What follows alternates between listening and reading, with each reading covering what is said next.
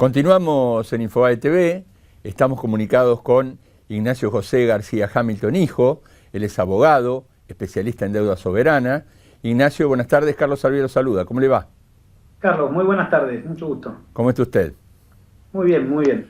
Bueno, Ignacio, uno de los temas que se pregunta en este momento la República Argentina es cómo va a seguir la situación después de haber entrado en lo que se llama situación de default selectivo, default técnico como le llaman otros, a partir de cuando la Argentina no pudo pagar ese vencimiento de deuda. En realidad lo que hizo fue depositar el dinero, pero no le llegó a quienes habían entrado en los canjes 1 y 2. Y bueno, queríamos saber sus expectativas y qué pensaba, cómo viene la situación de aquí en adelante.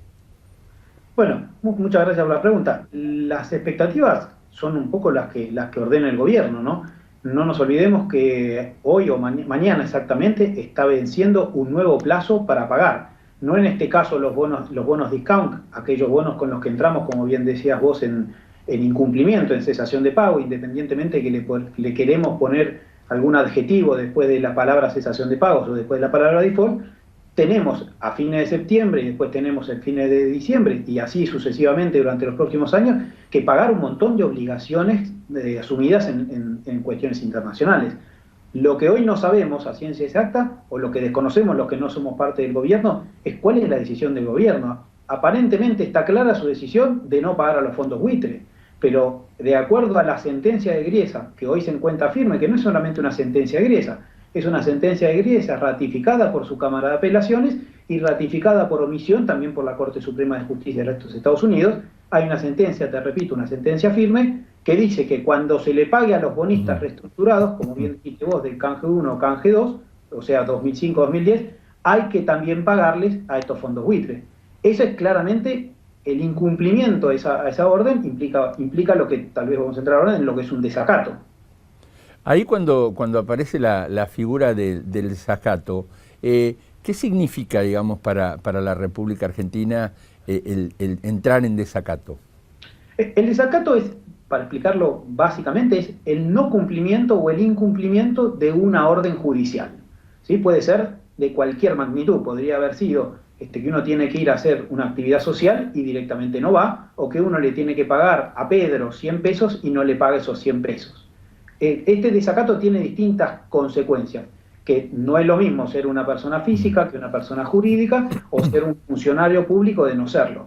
En el caso particular de la Argentina, lo que este desacato podría llegar a generar son multas.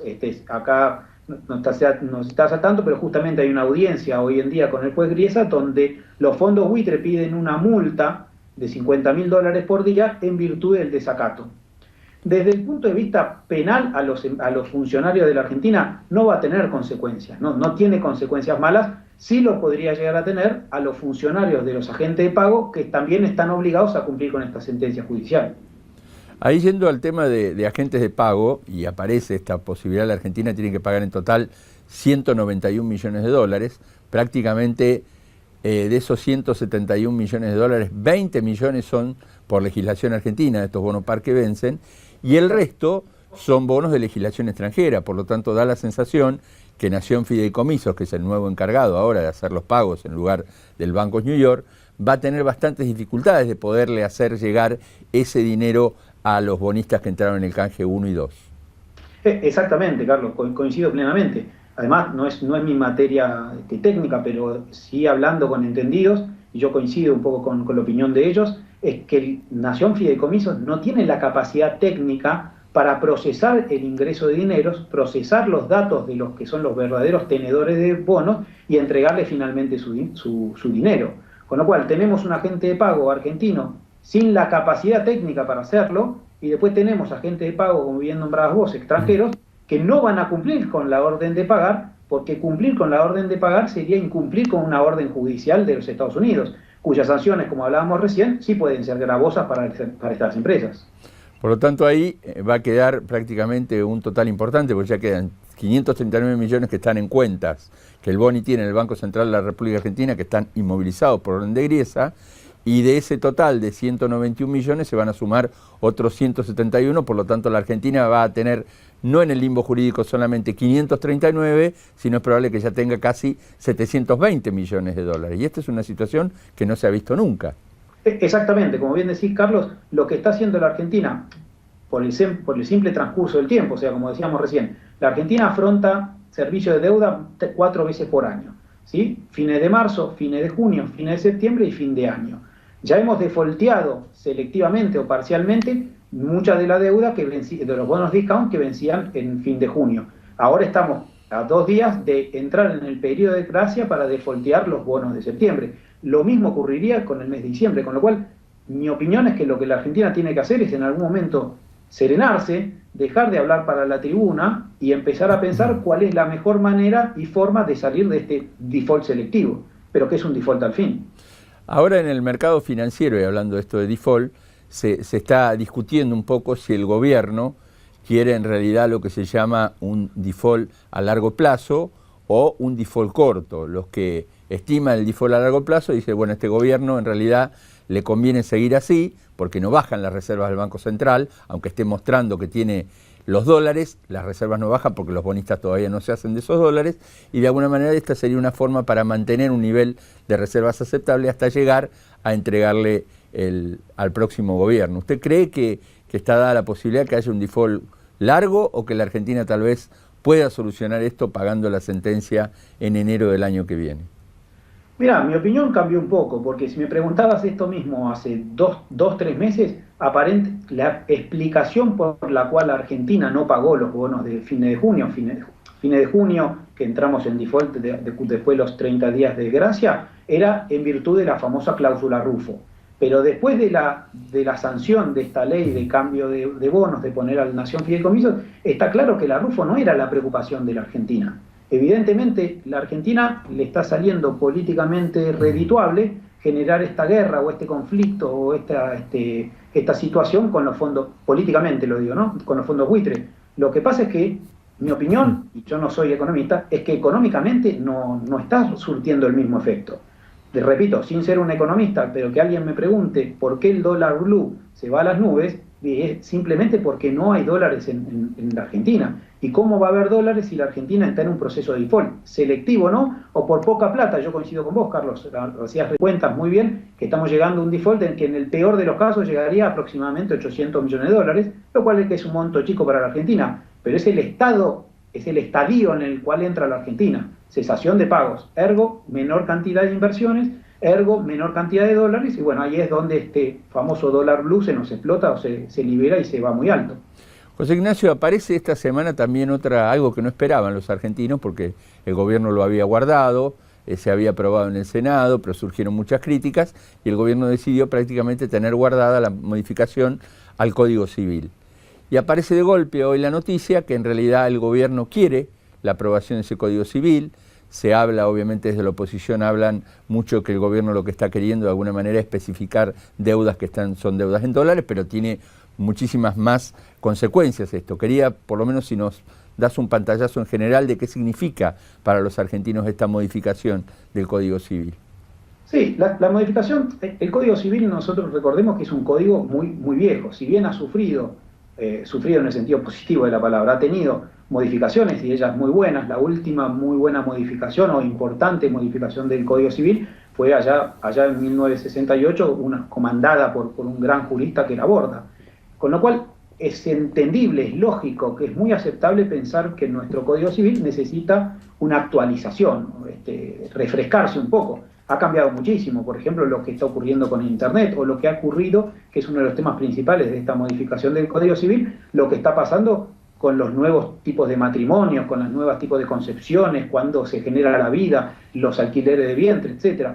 Ahora, creo que la manera en la cual, como bien decías vos, Carlos, la semana pasada tomar la decisión de reactivar una reforma del Código Civil, que es la madre de las leyes, digamos, en una república, y hacerlo a las apuradas y con un trámite express, me parece como mínimo innecesario. Y sí hay, coincido, dentro de todas estas ideas novedosas y que son modernas, como fue en su momento, hace un par de años, se sacó el matrimonio igualitario, lo cual para mí es una idea muy progresista, muy buena, independientemente de que a algunos pueden no gustarles este tipo de matrimonio. Creo que el Código Civil sí lo necesita, pero hay un artículo, bien lo nombrabas vos, donde establecen que las obligaciones en dólares también se pueden pagar en pesos. Ahora, eso me parece muy peligroso, en un momento en el cual se crean este tipo de dólares, y no es una decisión de los ciudadanos, es una decisión del gobierno crear un dólar oficial, un dólar paralelo, un dólar tarjeta, un dólar, distinto tipo de moneda, que se establezca que se pueden pagar en pesos, porque la primera discusión sobre esa reforma del código es, ¿pero qué tipo de pesos? Y después de una opinión personal, es la falta de libertad acreedor y deudor. Si acreedores y deudores determinan en una determinada moneda, ¿por qué tiene que venir el Estado a decirles cómo se tiene que pagar esa deuda existente? Ignacio, y aparece también este problema porque hay muchos depositantes en el sistema financiero. Hoy el sistema financiero tiene aproximadamente unos 8.500 millones de dólares, que bueno, es una deuda que tiene el banco con aquel que depositó el dinero. La pregunta es si también en este estado de cosas también los bancos le podrían decir a la gente, bueno, mira, en realidad yo te voy a dar los dólares, pero no te voy a dar los dólares a 15,50, te voy a dar los dólares al dólar oficial. Entonces aparece esto que en realidad cuando se planteó no estaba la brecha cambiaria. Ahora con la brecha cambiaria es mucho más grave la situación. Exactamente, Carlos, como bien decís vos, hoy una brecha está alrededor de los 75, 80 puntos. Como bien decías, yo durante estos años o durante estos meses, porque algunos los dejan comprar dólares, compro dólares, pero en el momento que los quiero sacar, porque me quiero ir a Estados Unidos, por decir un ejemplo, o me quiero ir a Canadá, me van a dar, tienen la facultad de darme pesos a 8,40, 8,50, y me tengo que ir a dar vuelta al mercado informal a comprarlos perdiendo un 80%. O sea, te repito, creo que es un despropósito. Y también es una pena que todos los diputados y senadores no se den el tiempo necesario para una reforma. Repito, la reforma del Código Civil es necesaria, es importante y es buena. Sacarlos entre gallos y medianoches me parece un error. Ahora, ¿podría llegar o serían solamente deudas en dólares o podría afectar también a los depósitos financieros que son una deuda en dólares de un banco con un depositante? Lo que dice el proyecto de Código Civil habla de las obligaciones, con lo cual, para un abogado, cuando hablamos de obligaciones, son todas las obligaciones. Si entre vos y yo, Carlos, teníamos una deuda porque yo un día en un viaje te presté $10, esos $10 vos tranquilamente me podrías devolver a 8,40, 8,50, o mejor dicho, me los podrías devolver en pesos. Lo mismo aplicaría para un banco. Si yo tener $1.000 en una cuenta bancaria implica que tiene el banco la obligación de devolverme esos $1.000 cuando yo se los pida. Esa obligación se puede especificar según la redacción hasta hoy de esta reforma al código. José Ignacio García Hamilton, hijo, abogado especialista en deuda soberana, como siempre, muchísimas gracias por haber estado aquí con nosotros en Infobae TV. El agradecido soy yo, Carlos. Un abrazo grande. Chao, hasta luego.